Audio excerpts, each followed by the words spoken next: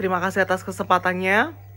Untuk hari ini, kelompok 6 akan mempresentasikan tentang Ethical Decision Making, Corporate Governance, Accounting, and Finance.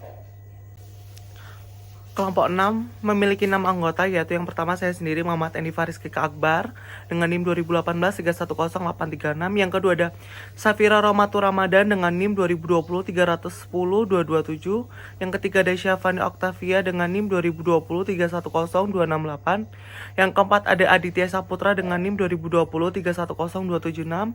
Yang kelima ada Tiffany Aprilianti dengan NIM 2020-310-277. Dan terakhir ada Devi Rahma Anindia dengan NIM 2020-310-283. Tugas profesional dan benturan kepentingan. Yang pertama, akuntansi adalah salah satu dari beberapa profesi yang melayani fungsi yang sangat penting dalam sistem ekonomi itu sendiri. Kedua, diakui secara universal bahwa pasar harus berfungsi dalam hukum. Mereka harus menerima informasi lengkap dan mereka harus bebas dari penipuan dan penipuan. Ketiga, memastikan bahwa kondisi ini terpenuhi adalah fungsi internal yang penting untuk sistem ekonomi berbasis pasar. Profesional sebagai gatekeeper. Profesi semacam ini dapat dianggap sebagai penjaga gerbang atau pengawas. Dalam peran mereka adalah untuk memastikan bahwa mereka yang masuk ke pasar bermain sesuai aturan dan menyesuaikan diri dengan kondisi yang memastikan pasar berfungsi sebagai mestinya. Kedua, kami menerima tanggung jawab berdasarkan peran kami. Oleh karena itu, dalam upaya dalam mendefinisikan aturan-aturan yang harus diterapkan, kami melihat bahwa kewajiban etis akuntan sebagai berasal dari peran mereka sebagai akuntan. Isu etika terpenting bagi gatekeeper, konflik kepentingan. Konflik kepentingan terjadi ketika seorang memegang posisi kepercayaan yang mengharuskan dia atau dia melatih penilaian atas nama orang lain, di mana kepentingan pribadi atau kewajiban konflik dengan orang lain itu. Konflik di lingkungan bisnis. Konflik kepentingan juga dapat muncul ketika kewajiban etis seorang dalam tugas profesionalnya berbenturan dengan kepentingan pribadinya. Jadi, misalnya dalam kasus yang paling mengerikan, perencanaan keuangan yang menerima suap dari perusahaan pialang untuk mengarahkan klien ke investasi tertentu gagal dalam tanggung jawab profesionalnya dengan menempatkan kepentingan keuangan pribadi di atas kepentingan klien. Kemudian, para profesional seperti itu dikatakan memilikinya tugas fidusia, kewajiban profesional dan etis kepada klien mereka. Tugasnya mengesampingkan kepentingan pribadi mereka sendiri. Menanggapi konflik.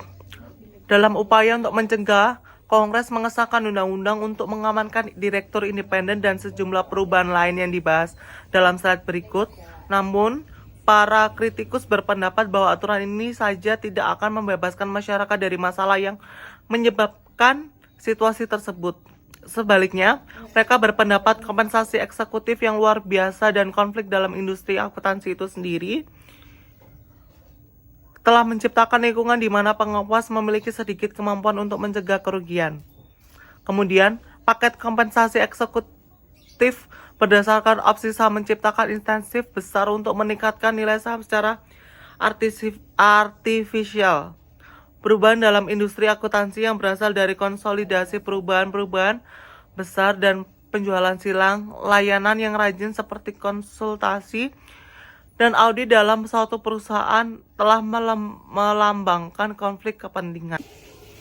Undang-Undang Sarbanes-Oxley tahun 2002. Karena mengandalkan Dewan Perusahaan untuk mengawasi sendiri, tampaknya tidak berhasil. Kongres mengesahkan Undang-Undang Reformasi Akuntan Publik dan Perlindungan Investor tahun 2002, umumnya dikenal sebagai Undang-Undang Sarbanes-Oxley yang diberlakukan oleh Securities and Exchange Commission atau SEC. Selain itu, sejumlah negara bagian telah memberlakukan undang-undang yang serupa dengan Sarbanes-Oxley yang berlaku untuk perusahaan swasta, dan beberapa perusahaan swasta untuk laba dan nirlaba mulai mempertahankan standar Sarbanes-Oxley meskipun tidak harus tunduk pada persyaratan. Ya baik, terima kasih atas kesempatannya. Saya Safira dengan NIM 227 izin melanjutkan presentasi dari rekan saya. Di sini saya akan menjelaskan mengenai Sarbanes-Oxley NIAP. Jadi Sarbanes-Oxley berusaha untuk menanggapi skandal tersebut dengan mengatur pelindungan terhadap perilaku tidak etis. Karena seseorang tidak dapat selalu memprediksi setiap penyimpangan penilaian, tidak ada perbaikan peraturan yang sempurna. Namun, undang-undang ini dimaksudkan untuk memberikan perlindungan di mana pengawasan sebelumnya tidak ada. Beberapa orang mungkin berpendapat bahwa perlindungan terhadap penilaian yang buruk tidak mungkin dilakukan di lingkungan bisnis, tetapi Sarbanes-Oxley malah berusaha memberikan pengawasan dalam hal garis langsung, akuntabilitas, dan tanggung jawab. Nah, slide selanjutnya yaitu Sarbanes-Oxley tentang ketentuan. Jadi ketentuan berikut memiliki dampak paling signifikan terhadap tata kelola dan dewan perusahaan. Di sini ada beberapa bagian. Yang pertama ada bagian 201 yaitu layanan di luar ruang lingkup auditor. Yang kedua ada bagian 301 yaitu komite audit perusahaan publik yang memberikan mandat kepada mayoritas independen di dewan manapun tidak adanya hubungan bisnis saat ini atau sebelumnya. Selanjutnya ada bagian 307 yaitu aturan tanggung jawab profesional untuk pengacara. Bagian 404 penilaian manajemen atas pengendalian internal. Bagian 407 kode etik untuk penjabat keuangan senior, serta yang terakhir yaitu bagian 407 pengungkapan ahli keuangan komite audit.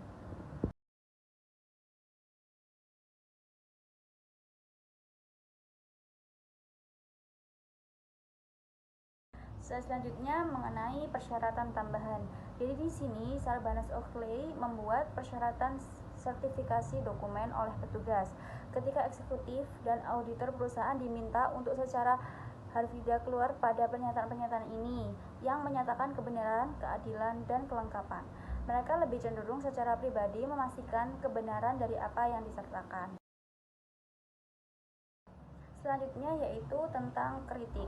Nah, di sini kritik ini itu menyatakan bahwa ini membebankan biaya keuangan yang luar biasa pada perusahaan dan biayanya ternyata lebih tinggi dari yang diantisipasi. Selanjutnya telah dilakukan sebuah survei pada tahun 2005 terhadap perusahaan-perusahaan dengan pendapatan rata-rata 4 miliar yang dilakukan oleh Financial Executive International melaporkan bahwa kepatuhan pasal 404 rata-rata 4,36 dolar juta yang 39% lebih tinggi dari perkiraan perusahaan-perusahaan tersebut pada tahun 2004. Namun, survei tersebut juga melaporkan bahwa lebih dari separuh perusahaan percaya bahwa bagian 404 memberi kepercayaan lebih kepada investor dan pemangku kepentingan lainnya dalam laporan keuangan mereka, aset yang berharga, dan juga bisa dibayangkan.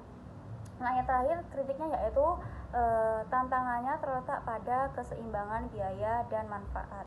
Selanjutnya yaitu lingkungan pengendalian internal. Di sini Sarbanes-Oxley adalah mekanisme eksternal yang berupaya memastikan tata kelola perusahaan yang etis, tetapi ada juga mekanisme internalnya. Selanjutnya yaitu salah satu cara untuk memastikan kontrol yang tepat dalam organisasi adalah dengan memanfaatkan kerangka kerja yang dianjurkan oleh organisasi komite organisasi sponsor atau disebut COSO.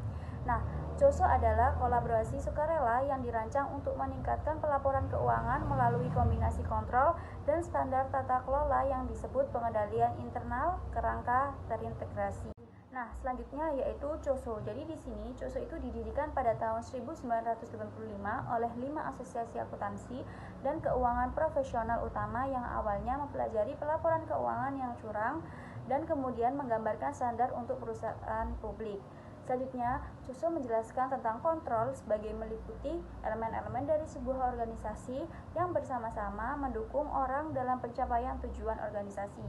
Baik, cukup sekian yang dapat saya sampaikan. Presentasi selanjutnya akan dijelaskan oleh rekan saya. Terima kasih. Baik, terima kasih atas kesempatannya. Saya Syafani dengan NIM 268 akan melanjutkan presentasi dari kelompok saya. Yang selanjutnya yaitu struktur pengendalian. Struktur pengendalian di sini terdiri dari beberapa unsur, yaitu yang pertama dia terdiri dari lingkungan kontrol, yang mana dalam lingkungan tersebut itu menentukan nada suatu organisasi. Nah, jadi dari lingkungan tersebut itu juga mempengaruhi kesadaran kontrol untuk setiap orangnya. Untuk selanjutnya itu dari tugas beresiko. Nah, kalau tugas beresiko ini merupakan risiko yang dapat menghambat pencapaian tujuan perusahaan. Untuk selanjutnya itu dari aktivitas kontrol. Aktivitas kontrol itu merupakan suatu kebijakan dan prosedur yang mana mereka ini mendukung lingkungan pengendalian tadi yang sudah saya sebutkan di awal. Nah, untuk selanjutnya ada informasi dan komunikasi yang mana diarahkan untuk mendukung lingkungan pengendalian melalui transmisi informasi yang adil dan jujur. Untuk selanjutnya yaitu pemantauan yang sedang berlangsung. Hal ini ditunjukkan untuk memberikan kemampuan penilaian dan mengungkapkan kerentanan. Untuk selanjutnya yaitu lingkungan kontrol. Kontrol lingkungan mengacu pada isu-isu budaya seperti integritas, nilai-nilai etika, kompetisi, filosofi, gaya operasi. Nah, banyak dari istilah ini harus mengingatkan pada isu-isu yang dibahas dalam diskusi tentang budaya. Nah, salah satunya dalam pengendalian lingkungan itu menggunakan COSO yang seperti kita sudah pelajari di bab sebelumnya. Nah, COSO adalah salah satu kali pertama budaya perusahaan telah digunakan dalam kerangka kerja kuasi regulasi sebagai pengakuan atas dampak signifikannya terhadap kepuasan tujuan organisasi. Lingkungan pengendalian juga dapat mengacu pada elemen yang konkret, mungkin lebih dapat diaudit seperti pembagian wewenang, struktur pelaporan, peran dan tanggung jawab, adanya kode etik dan struktur pelaporan. Baik, untuk selanjutnya yaitu kita akan membahas mengenai lingkungan kontrol lagi. Nah, semua kontrol yang ada di perusahaan atau yang sudah diterapkan di perusahaan itu harus ada sesuatu yang mendukungnya, yaitu sebuah misi untuk memandunya sebuah pengendalian dalam perusahaan. Nah, jika perusahaan tidak memiliki fokus dan tidak tahu tentang perusahaan itu seperti apa, nah seperti yang dikatakan Aristoteles, Anda tidak memiliki batasan, Anda melakukan apa yang harus Anda lakukan untuk mendapatkan untung. Jadi intinya sebuah pengendalian itu harus membutuhkan sebuah dukungan atau membutuhkan sebuah misi untuk memandunya sebuah pengendalian tersebut. Untuk selanjutnya yaitu membahas mengenai pemindahan dari orientasi angka ke orientasi organisasi. Yang pertama di sini ada standar COSO untuk pengendalian internal, memindahkan audit kepatuhan dan tata kelola dari orientasi angka untuk kepedulian terhadap lingkungan organisasi. Sangat penting untuk mempengaruhi budaya di mana lingkungan pengendalian berkembang. Untuk mempengaruhi kedua sektor lingkungan ini yang dijelaskan di atas tadi. Faktanya perubahan ini berdampak tidak hanya pada eksekutif dan dewan, tetapi profesional audit internal dan kepatuhan juga menjadi lebih bertanggung jawab atas pengawasan keuangan, sehingga menghasilkan transparansi yang lebih besar, akuntabilitas yang lebih besar, dan penekanan yang lebih besar pada upaya untuk mencegah pelanggaran. Untuk selanjutnya yaitu mengenai pedagang. Nah, yang kita bahas di sini yaitu mengenai perdagangan orang dalam, yang mana perdagangan yang dilakukan oleh pemegang saham yang memiliki informasi pribadi orang dalam secara material akan berdampak pada nilai saham dan memungkinkan mereka mendapatkan keuntungan dan membeli atau menjual saham kembali. Oke, untuk selanjutnya yaitu saya akan membahas mengenai perdagangan orang dalam, yang mana mereka itu memberikan sebuah petunjuk atau informasi kepada anggota keluarga, teman, atau orang lain. Dan pihak tersebut bisa membeli atau menjual saham. Nah, yang diberikan oleh para pedagang tadi itu merupakan informasi pribadi, yang mana informasi pribadi perusahaan itu mencakup informasi istimewa yang belum dirilis di publik. Nah, jadi informasi tersebut itu dianggap bahan jika hal itu dapat berdampak finansial pada kinerja jangka pendek atau jangka panjang perusahaan, atau jika itu penting bagi investor yang berhati-hati dalam membuat keputusan investasi. Sekian, terima kasih. Untuk selanjutnya akan dilanjutkan oleh rekan saya. Terima kasih atas kesempatannya. Di sini saya akan melanjutkan presentasi dari rekan saya. Perdagangan orang dalam juga dapat didasarkan pada klaim penyalahgunaan pengetahuan hak milik yang tidak etis, yaitu pengetahuan yang hanya dimiliki oleh orang-orang di perusahaan, pengetahuan yang dimiliki oleh perusahaan dan tidak digunakan untuk menyalahgunakan tanggung jawab fidusia seseorang terhadap perusahaan. Oleh karena itu, undang-undang seputar perdagangan orang dalam menciptakan tanggung jawab untuk melindungi informasi rahasia, informasi hak milik, dan kekayaan intelektual. Tanggung jawab itu juga ada berdasarkan kewajiban fidusia atau orang dalam seperti eksekutif. Mungkin cara yang paling efektif untuk menghindari kegagalan perusahaan beberapa tahun terakhir ini adalah dengan memaksakan ekspektasi akuntabilitas yang tinggi pada Dewan Direksi. Namun banyak dari apa yang dilakukan Dewan Enron yang menyebabkan kejatuhannya sebenarnya sesuai dengan hukum. Misalnya, sah untuk memberikan suara untuk mengizinkan pengecualian terhadap kebijakan konflik kepentingan perusahaan. Ini mungkin belum tentu etis atau terbaik untuk para pemangku kepentingannya, tetapi tetap legal. Jadi apa yang diperlukan untuk menjadi anggota Dewan Etis, mengatur perusahaan dengan cara yang etis, dan mengapa tata kelola begitu penting. Undang-undang menawarkan beberapa panduan tentang standar minimum untuk perilaku anggota Dewan. Undang-undang membebankan 3 tugas yang jelas pada anggota Dewan: tugas-tugas perawatan, itikat baik, dan loyalitas.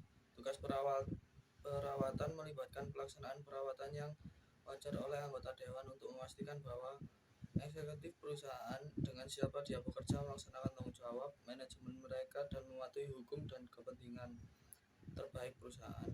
Kewajiban itikat baik adalah salah satu ketataan yang mengharuskan anggota Dewan untuk setiap pada misi organisasi. Dengan kata lain, mereka tidak diizinkan untuk bertindak dengan cara yang tidak sesuai dengan tujuan utama organisasi. Kewajiban kesetiaan membutuhkan kesetiaan. Seseorang anggota Dewan harus memberikan kesetiaan yang tidak terbagi ketika membuat keputusan yang mempengaruhi organisasi. Konflik kepentingan anggota Dewan menghadirkan masalah tantangan yang signifikan. Bagaimanapun, justru karena keselarasan kepentingan pribadi mereka dengan kepentingan korporasi. Bukankah anggota Dewan biasanya punya beberapa kepentingan finansial di masa depan perusahaan, meskipun hanya melalui posisi dan reputasi mereka sebagai anggota Dewan? Pada akhirnya, keseimbangan Dewan yang sehat biasanya dicari. Perdagangan orang dalam juga dapat didasarkan pada klaim penyalahgunaan pengetahuan hak milik yang tidak etis, yaitu pengetahuan yang hanya dimiliki oleh orang-orang di perusahaan. Pengetahuan yang dimiliki oleh perusahaan tidak digunakan untuk menyalahgunakan tanggung jawab fidusia seseorang terhadap perusahaan. Oleh karena itu, undang-undang seputar perdagangan orang dalam menciptakan tanggung jawab untuk melindungi informasi rahasia, informasi hak milik, dan kekayaan intelektual. Tanggung jawab itu juga ada berdasarkan kewajiban fidusia orang dalam seperti eksekutif. Undang-undang hanya menjawab beberapa pertanyaan yang berkaitan dengan Dewan Direksi. Tentu saja Sarbanes-Oxley telah berusaha untuk menjawab lebih banyak lagi, tetapi sejumlah masalah tetap terbuka. Untuk pengambilan keputusan Dewan, ada satu bidang penyelidikan yang menurut orang harus ditanggapi oleh undang-undang, tetapi ada kenyataan agak tidak jelas. Terima kasih atas kesempatannya. Baik, saya akan melanjutkan presentasi dari rekan saya. Secara hukum, Dewan tentu saja memiliki kewajiban fidusia kepada pemilik korporasi, para pemegang saham. Namun, banyak sarjana, ahli hukum, dan komentator merasa tidak nyaman dengan pendekatan terbatas terhadap tanggung jawab Dewan ini, dan sebaliknya berpendapat bahwa Dewan adalah penjaga tanggung jawab sosial perusahaan juga.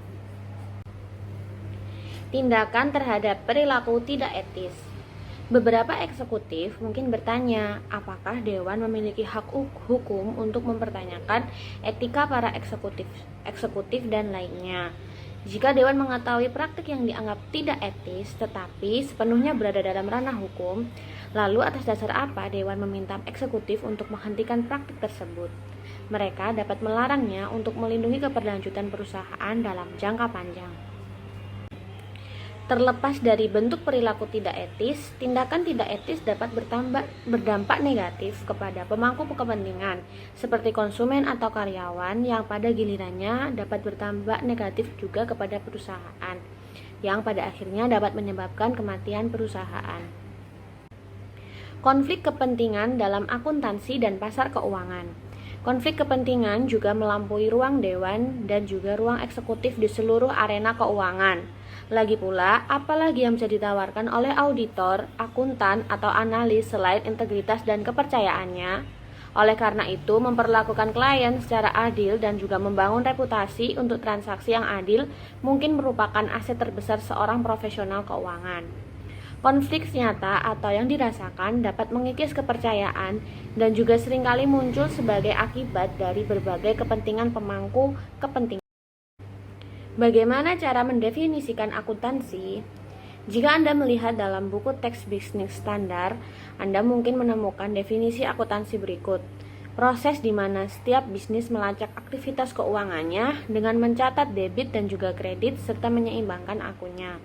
Akuntansi menawarkan kepada kita semua sistem aturan dan prinsip yang mengatur format dan isi laporan keuangan. Akuntansi pada dasarnya adalah sistem prinsip yang diterapkan untuk menyajikan posisi keuangan, bisnis dan juga hasil operasi dari arus kasnya. Serta diharapkan kepatuhan terhadap prinsip-prinsip ini akan menghasilkan pelaporan informasi yang adil dan akurat. Baik, sekian. Materi selanjutnya akan dilanjutkan oleh rekan saya. Ya, terima kasih atas kesempatannya. Saya Devi dengan NIM 283 ingin melanjutkan presentasi dari rekan saya. Selanjutnya yaitu ada konflik dalam akuntansi. Menghubungkan kegiatan akuntan publik dengan yang dilakukan oleh bank investasi dan analisis sekuritas menciptakan konflik yang luar biasa antara tugas satu komponen untuk mengaudit dan mengesahkan informasi dengan tanggung jawab komponen lainnya untuk memberikan panduan tentang prospek investasi di masa depan. Perusahaan yang terlibat dalam perbankan investasi akan menekan analisis riset mereka untuk memberikan peringkat tinggi kepada perusahaan yang sahamnya mereka terbitkan, baik peringkat tersebut layak atau tidak. Yang selanjutnya yaitu ada penyebab konflik dalam akuntansi. Yang pertama yaitu konflik antara layanan yang ditawarkan oleh kantor akuntan publik. Yang berikutnya yaitu kurangnya independensi dan keahlian komite audit. Selanjutnya regulasi mandiri profesi akuntansi. Selanjutnya yaitu kurangnya aktivisme pemegang saham. Selanjutnya yaitu keserakahan eksekutif jangka pendek versus kekayaan pemegang saham jangka panjang. Selanjutnya yaitu skema kompensasi eksekutif. Selanjutnya yaitu skema kompensasi untuk analisis keamanan. Selanjutnya yaitu ada eksekutif kompensasi. Pada tahun 1960, gaji rata-rata setelah pajak untuk Chief Executive Officer atau CEO perusahaan adalah 12 kali gaji rata-rata yang diterima oleh pekerja pabrik. Pada tahun 1974, faktor tersebut telah meningkat menjadi 35 kali lipat dari rata-rata. Tetapi pada tahun 2000, faktor tersebut telah meningkat menjadi 525 kali lipat dari gaji rata-rata yang diterima oleh pekerja pabrik. Angka terbaru yang dilaporkan membuktikan perkiraan rasio 411 untuk tahun 2005. Yang penting, angka-angka ini hanya alamat rata-rata membayar, perbedaannya akan lebih dramatis jika kita membandingkan gaji tertinggi CEO dengan pekerja berupah minimum. Selanjutnya yaitu adalah hubungan antara keuntungan dan kompensasi. Hubungan antara keuntungan dan kompensasi eksekutif tidak selalu langsung. Pada tahun 1998, Forbes juga melaporkan bahwa ada sedikit korelasi antara gaji CEO dan kinerja. Membandingkan kompensasi CEO dengan kinerja saham selama periode 5 tahun, Forbes menggambarkan 15 CEO yang menghasilkan lebih dari 15 juta dolar, sementara saham perusahaan mereka tertinggal jauh di belakang rata-rata pasar sebesar 23%. Seorang CEO, Robert Elkins, dari Sistem Kesehatan Terpadu, menerima lebih dari 43 juta dolar selama periode 5 tahun ini, sementara saham perusahaannya dihargai ditolak sebesar 36%. Yang selanjutnya yaitu ada etika kompensasi secara teori. Paket kompensasi yang tinggi dianggap melayani kepentingan perusahaan dalam dua cara. Mereka memberikan insentif untuk kinerja eksekutif dan mereka berfungsi sebagai penghargaan atas pencapaian. Dalam hal teori etika, mereka memiliki fungsi utilitarian ketika mereka memberikan insentif kepada eksekutif untuk menghasilkan hasil keseluruhan yang lebih besar. Dan mereka adalah masalah prinsip etika dengan memberikan kompensasi kepada individu berdasarkan apa yang telah mereka peroleh dan layak didapatkan. Dan selanjutnya yaitu ada etika kompensasi dalam praktek. Ada keraguan yang masuk akal tentang kedua alasan ini. Yang pertama, ada jauh lebih sedikit korelasi antara gaji dan kinerja daripada yang diharapkan. Setidaknya dalam hal kinerja saham, para eksekutif tampaknya menuai keuntungan besar terlepas dari kesuksesan bisnisnya. Tentu saja dapat diperdebatkan bahwa dalam masa keuangan yang sulit, seorang eksekutif menghadapi tantangan yang lebih besar dan itu mungkin pantas mendapatkan gajinya lebih banyak daripada di masa yang baik. Tetapi akibat wajar dari hal ini adalah bahwa dalam masa keuangan yang baik, seperti ketika Exxon Mobil menghasilkan laba 30 miliar dolar, para eksekutif tidak terlalu peduli dengan kesuksesan. Sekian presentasi dari kelompok kami. Mohon maaf bila ada salah kata. Selebihnya terima kasih. Wassalamualaikum warahmatullahi wabarakatuh.